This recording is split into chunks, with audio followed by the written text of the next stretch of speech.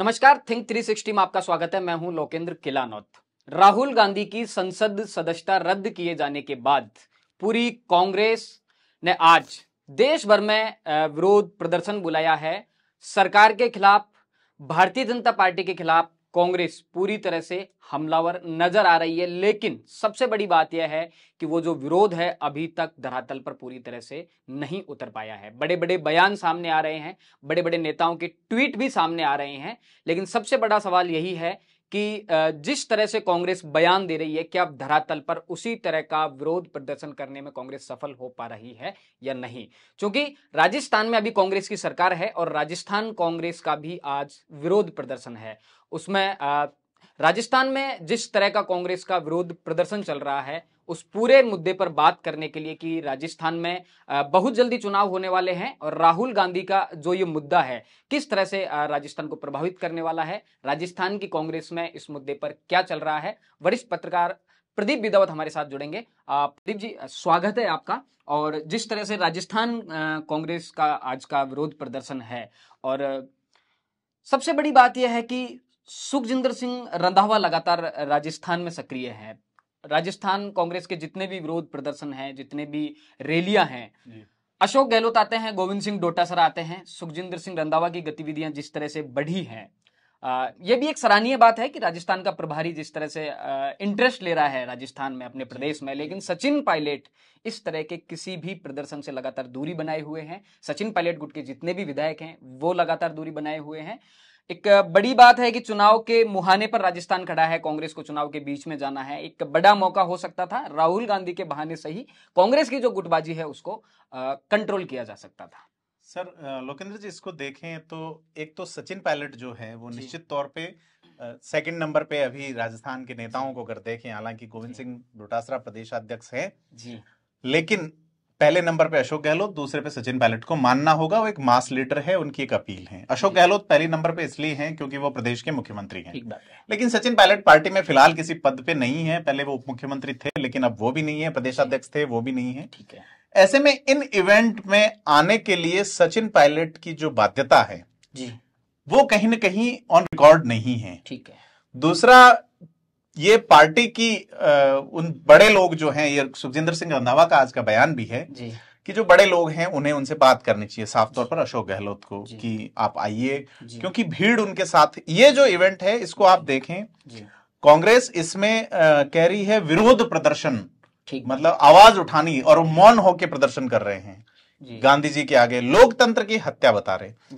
तो लोकतंत्र अकेली एक पार्टी के लिए नहीं है, लोकतंत्र देश के लिए है, जनता का लोकतंत्र। ठीक है, तो जनता इससे जुड़ नहीं रही है उसी तरह जिस तरह से 1975 में जब इंदिरा गांधी की सदस्यता गई थी, पूरे देश में कांग्रेस ने प्रदर्शन किया था। उस समय कांग्रेस की पूरे देश में सरकारें थी, केंद्र में भी कांग्रेस थी, और बाद में जब इमरजेंसी लागू हुई तो फिर बीजेपी उस समय नहीं थी, हालांकि जनसंघ था और कई घटक दल मिलकर जनता पार्टी बाद में बनाई गई 77 के चुनाव। हालांकि विपक्ष इतना मजबूत नहीं था। विपक्ष सीधे तौर पे 22 सीटें जनसंघ की थी उस जमाने में।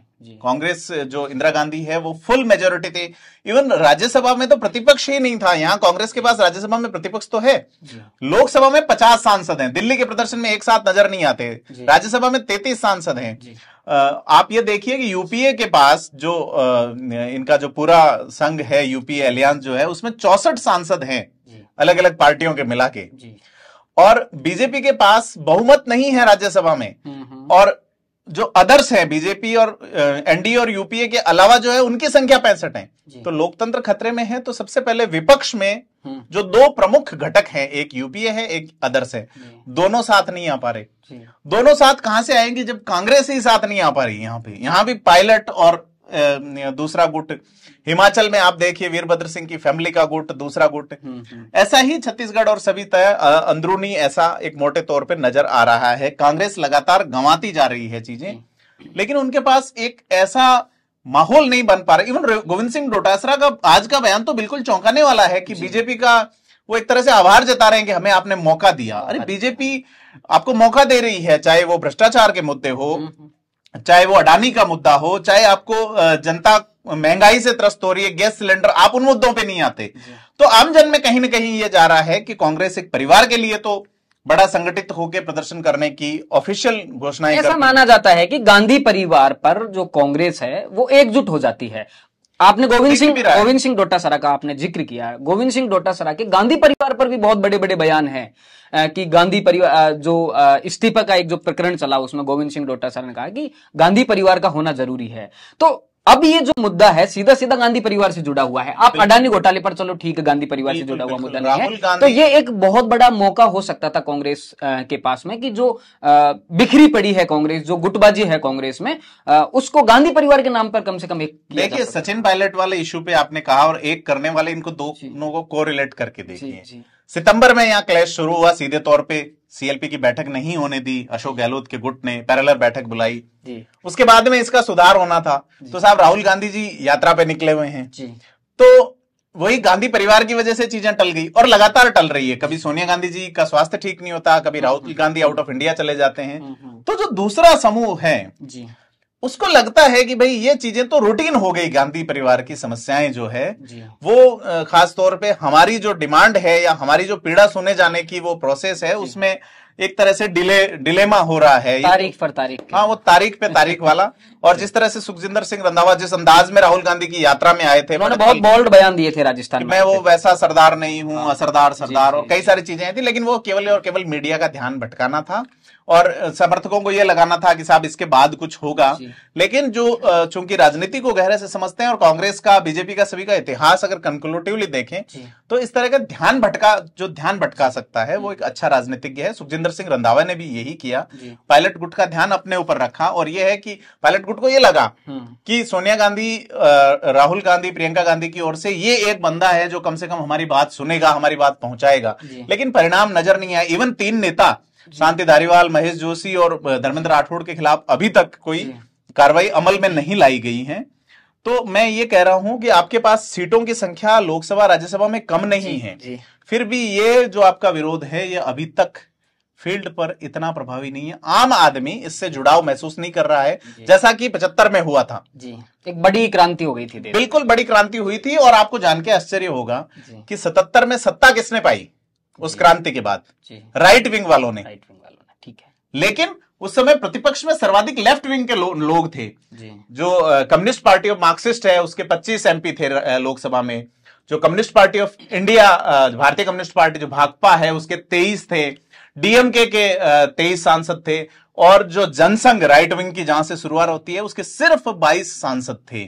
और राज्यसभा में तो कुछ था भी नहीं उनके पास गिनाने लायक। बड़ा आंदोलन खड़ा कर दिया और उन्होंने एक बड़ा आंदोलन खड़ा किया। उनके पीछे जेपी जो थे, जो जिनको लोकनायक कहा गया, संपूर्ण क्रांति, न केवल आंदोलन बल्कि एक नजीर वाला आंदोलन जिसकी मिसालें दी जाती रही हैं। तो भारत में जैसे क्रांतियों की बात की जाए, चाहे भारत छोड़ो आंदोलन कर लीजिए या उसके बाद जो भी आंदोलन हुए, स्टूडेंट्स बहुत जुड़े हैं, यूथ विंग बहुत जुड़े हैं, शिक्षक बहुत जुड़े हैं। लेकिन यहाँ तो सबसे बड़ी समस्या है कि जो व्यक्ति कम से कम राजस्थान में ऐसा करने का मादा रखता है, पब्लिक को कनेक्ट कर सकता है, यूथ को कनेक्ट कर सकता है, महिलाओं को कनेक्ट कर सकता है, वो व्यक्ति जब नजर नहीं आता। आपने रंधावा का जिक्र किया, रंधावा की जो स्टाइल है माहौल बनाने की, मीडिया का ध्यान खींचने की, उसमें वो सफल भी हुए थे।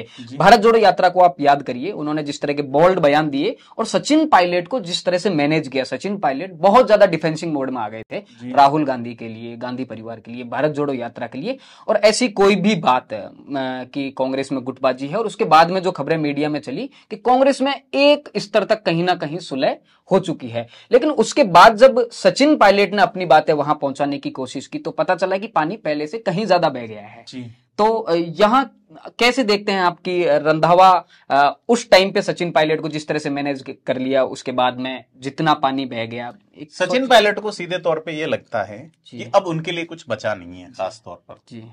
ठीक है, राजस्थान में एक तीसरे मोर्चे की आहट, या आप इसको रूमर्स भी कह सकते हैं जब तक कि परिणित नहीं हो, वो नजर आ रही है। हनुमान बेनीवाल, किरोड़ी मीणा जो एकदम ज्वार उठा था इस महीने के शुरुआत और मध्य में, वो अभी शांत हैं। तो ये 3 जो बड़े जन नेता हैं, तीनों का इनकी शांति, जिनके पीछे पब्लिक है। हाँ, इधर सीपी जोशी को प्रदेशाध्यक्ष नियुक्त किया जाना और वसुंधरा गुट का अभी खामोश होना, तो मैं अक्सर अपनी चर्चाओं में कहता हूं कि पिक्चर अभी बाकी है। तो ये पिक्चरें कैसे परिणित होगी, ये चुनावों तक अपन देखते जाएंगे। और राजस्थान बड़ा ही एक अलग तरीके का माहौल बनने वाला है यहाँ पे। 1975 का जो विरोध था, 77 में सत्ता बदल गया। क्यों? क्योंकि उस विरोध में उन्होंने जनता को जोड़ लिया। आप ये देखिए कि बहुमत नहीं था, सांसद नहीं थे उस समय। तो जब लोकतंत्र की हत्या कहा गया, कांग्रेस के सांसद चंद्रशेखर समेत 1-2 सांसदों ने इस्तीफा दिया था, जिनको ये कहा था कि आप समर्थन कीजिए। चंद्रशेखर 18 महीने तक लगातार एकल कारावास में रहे पटियाला जेल में। जो जनसंघ के नेता थे, यहाँ भैरव सिंह शेखावत थे। आप ये देखिए कि पूरे देश भर में लोगों ने जेलें भरी। आम आदमी, आज भी कई लोग मीसा और वो जो पेंशन लेते हैं, आपको याद होगा लालू यादव जेल में गए थे, तब उनकी एक बेटी हुई थी, उसका नाम मीसा नाम रखा उन्होंने इस पेंशन, और वो जो कानून था उसके नाम पे। तो खैर ये तो सारी पुरानी ऐतिहासिक बातें हैं। पर इस केस में राहुल गांधी चूंकि माफी नहीं मांगने की बात कह चुके हैं, वो साफ तौर पे सावरकर पे उन्होंने अटैक किया है सीधे तौर पे। तो अब आपके खिलाफ जो फैसला हुआ है वो एक लीगल फैसला है, तो उससे लीगल चुनौती देने की बजाय वो रोड पे आएंगे। मतलब कांग्रेस अब इन 3-4 चुनावों ने कहा कि हमें एक मुद्दा मिलेगा। हाँ, इन 3-4 चुनावों और लोकसभा चुनावों के लिए ये इसे मुद्दा बनाएंगे।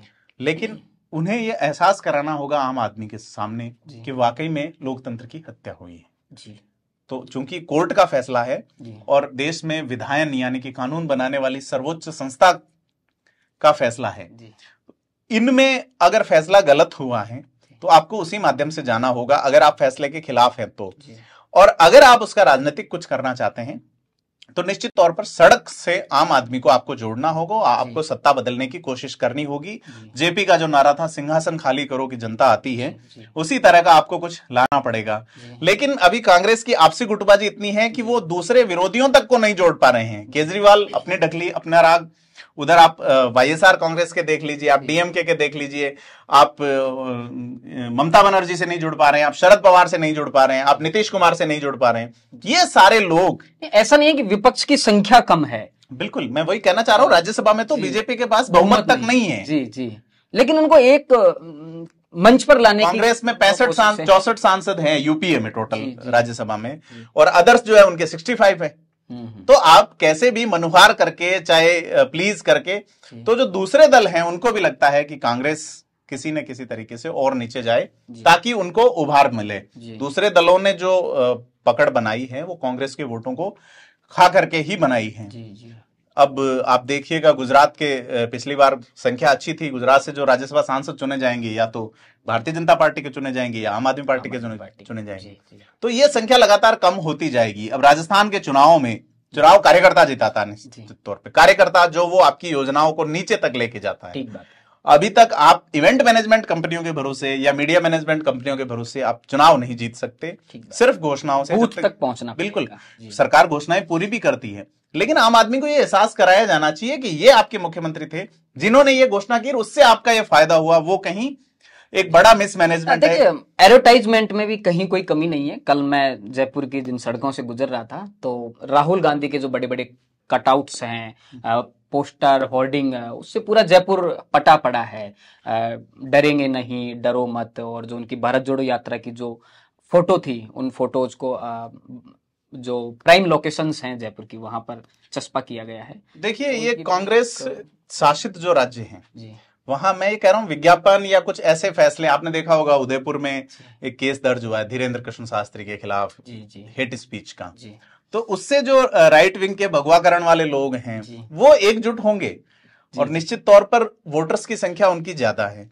तो स्ट्रेटेजी कौन डिसाइड कर रहा है? और जिस तरह से कांग्रेस शासित राज्यों में भी प्रदर्शन उस लेवल पे नहीं है कि जनता जुड़े। आप भारत जोड़ो यात्रा में राहुल गांधी आते हैं तो उनके समर्थन में अलवर में जनसभा में बड़ी संख्या में लोग आते हैं, लेकिन आप ये देखिए अब क्या है, लोग कौन आ रहे हैं। इवन आपकी पार्टी के जो पहले केकड़ी से विधायक हैं वो तो आज ही केकड़ी जिला बनाने को लेके वहां पे खुशियां मन रही हैं। रघु शर्मा जी जो गुजरात के प्रभारी रहे और गुजरात का उनका परिणाम ऐसा रहा कि उन्हें परिणाम आते ही उसी तरह इस्तीफा देना पड़ा जैसे राहुल गांधी ने दिया था। कल राहुल गांधी का इस्तीफा चर्चा का विषय बना था और यहाँ बिल्कुल रघु शर्मा अपने आप को जश्न कुछ ज्यादा नहीं हो गया राजस्थान में। कल सुखराम बिश्नोई जो सांचौर से मंत्री है, उनका एक बड़ा भव्य स्वागत किया गया। जी बिल्कुल। डीडवाना विधायक चेतन डूडी के बारे में तो ऐसी खबरें आई हैं कि हेलीकॉप्टर से पुष्प वर्षा विधायक को हाथी पर बिठाया गया, फिर एक बग्गी में बिठाया गया। तो आखिर प्रदर्शन धरातल पर हो कैसे? पायलट गुट के विधायक पहुंच नहीं रहे। अच्छा, मैं एक और बात पूछ रहा था। हाँ, इन प्रदर्शनों से ये जो जश्न है जी, जश्न में जनता जुट रही है, इसमें कोई दो राय नहीं है। आज 26 तारीख है जी, और कल बीजेपी के प्रदेशाध्यक्ष ज्वाइन कर रहे हैं, और जब राजस्थान दिवस आएगा जी, तो उसमें राजस्थान सरकार अपने खर्चे पे जश्न मनाएगी निश्चित तौर पे। अब देखना यह है कि राजस्थान दिवस मनाया जाता है या नहीं, क्योंकि राजस्थान का निर्माण एक लोकतांत्रिक राज्य के रूप में हुआ है। तो चूंकि लोकतंत्र की हत्या हो चुकी है अगर बकौल कांग्रेस, तो क्या राजस्थान सरकार इस बार राजस्थान दिवस पे कार्यक्रम करेगी या बजट कटौती करेगी? प्रदीप जी, एक बात और कि सचिन पायलट इस आंदोलन से नहीं जुड़ रहे हैं। इससे पहले भी जितने भी रैली आंदोलन हो रहे हैं कांग्रेस संगठन की तरफ से, चाहे अडानी घोटाले का उनका आंदोलन, पायलट ग्रुप का कोई भी विधायक नहीं, लेकिन सचिन पायलट अभी जिस स्टेज पर पहुंच गए हैं, तो ऐसे किसान सम्मेलन जो उन्होंने किए थे तो वो बिल्कुल पार्टी लाइन से हटके थे, और ये एक सियासी ताकत के तौर पर देखा गया। चूंकि राहुल गांधी वो सचिन पायलट का अंतिम प्रयास था, मुझे जहां तक लगता है कि बजट पेश करने से पहले कुछ उनके पक्ष में फैसला हो जाए। वही पूछ रहा, तो सचिन पायलट को क्या यहाँ पर सचिन पायलट राहुल गांधी को लेकर वो डिफेंसिव रहते हैं, गांधी परिवार को लेकर वो डिफेंसिव रहते हैं। अब चूंकि कांग्रेस संगठन की तरफ से उन्हें इनवाइट नहीं किया जा रहा है, तो सचिन पायलट को क्या ऐसी कोशिश करनी चाहिए कि वो पार्टी लाइन से हटके जाकर एक कोई ऐसा आंदोलन खड़ा करें? चूंकि एक आंदोलन ही पार्टी का है, क्योंकि उस स्टेज पे तो वो पहुंच गए हैं कि वो पार्टी लाइन से हटके जा सकते हैं। वो पार्टी लाइन से हटके नहीं गए थे, बाद में ये कहा गया वो भी पार्टी के लिए काम कर रहे हैं, किसानों के मुद्दे पे काम कर रहे हैं। अब ये चूंकि एक पार्टी का आयोजन है, और पार्टी का आयोजन भी फैमिली इश्यूज पे है, तो इसको आपको ऐसे देखना चाहिए कि एक तो मैं आपको बता दूं ऐतिहासिक इस मामले में कि कांग्रेस परिवार जो गांधी परिवार है, जब अमेठी की सीट हारा है तब सदस्यता गई है। संजय गांधी हारे थे 77 के चुनाव में अमेठी की सीट, है ना, उससे पहले सदस्यता जा चुकी थी। इस बार भी अमेठी उनके पास नहीं है। तो ये जो आप कहना चाह रहे हो, सचिन पायलट इंडिविजुअली अब कोशिश नहीं करेंगे, क्योंकि बहुत ऊर्जा लगती है, कार्यकर्ताओं का एक धैर्य भी चुक जाता है। जिस तरह से भीड़ आई थी, उनको लगा कि ये एक अंतिम प्रयास होगा और किया जाना चाहिए था। उसके बाद में वो एक तारीखों वाला दौर, लेकिन सचिन पायलट लगातार ट्वीट कर रहे हैं और हो सकता है वो किसी प्रदर्शन में नजर भी आ जाएं। लेकिन ये है कि वो एक सदस्य के नाते ही नजर आएंगे, वो फिलहाल किसी पद पर नहीं है पार्टी के। राहुल गांधी ने निश्चित तौर पर उनको पार्टी के एसेट्स बताया है। रंधावा लगातार कह रहे हैं, रंधावा का आज का बयान भी है कि अशोक गहलोत बड़े हैं, उनको जाके सचिन पायलट से बात करनी चाहिए। निश्चित तौर पर कांग्रेस में आपस में फूट है, विपक्ष चाहे वो कांग्रेस यूपीए हो चाहे अदर हो, इस मुद्दे पे एक नहीं हो पा रहे हैं। लास्ट लाइन, अंतिम लाइन में खड़ा हुआ व्यक्ति ठगा सा सोच रहा है कि मैं किस ओर जाऊं। ठीक बात है। मारवाड़ी में कहावत है, घी में घी सब डाले। अब आपको दिखाना होगा कि आप जो बर्तन लेके आए हैं उसमें घी है या तेल, वो देखने वाली बात है। तो ये राजनीतिक हालात राजस्थान से काफी कोरिलेट करते हैं। मध्य प्रदेश हालांकि राजस्थान से अधिक विधानसभा सीटें रखता है, छत्तीसगढ़ भी महत्व रखता है, लेकिन चर्चा में इस बार राजस्थान रहेगा निश्चित तौर पर। और हम आपके साथ लगातार चुनावी यात्राओं को आगे देखेंगे। तो मेरा तो यही कहना है कि कांग्रेस को कम से कम इस, अगर लोकतंत्र वाकई में खत्म हो रहा है, लोकतांत्रिक संस्थाओं पे अगर कोई भी सरकार कब्जा कर रही है, राहुल गांधी का कल का आप स्पीच देखिए, वो मीडिया को बार बार कह रहे हैं कि आप बीजेपी की ओर से कर रहे हैं, आप बिल्ला लगा के आइए बीजेपी। पहली बार नहीं है राहुल गांधी, इससे पहले भी ध्यान भटकाने की कोशिश है मीडिया से। निश्चित तौर पे उनकी अकुलाहट, उनकी उकताहट उसमें नजर आई, और बॉडी लैंग्वेज से साफ लगा कि वो बहुत मीडिया पे खार खाए हुए हैं। इसमें कोई दो राय नहीं कि देश में गोदी मीडिया है, इसीलिए तो आपके हमारे जैसे डिजिटल मीडिया का विकल्प खड़ा हुआ है। लेकिन ये गोदी मीडिया एक जगह नहीं है, यह अशोक गहलोत की सरकार में अपने अपने पक्ष है, यह केंद्र में भी है, ये दिल्ली में भी है, सब जगह है। ठीक है, तो लेकिन जो निष्पक्ष पत्रकारिता है, निष्पक्ष बिंदुओं पे बात की जानी चाहिए, वो होनी चाहिए निश्चित तौर पर। परंतु इस तरह से आप ही प्रेस कॉन्फ्रेंस बुला रहे हैं, कांग्रेस जो 14 साल से कवर कर रहा है उसी को कह रहे हैं आप। तो इससे आपको मीम बनाने में तो ठीक मिलेगा, लेकिन जनता मुस्कुरा के रह जाती है इस बातों पे। जी।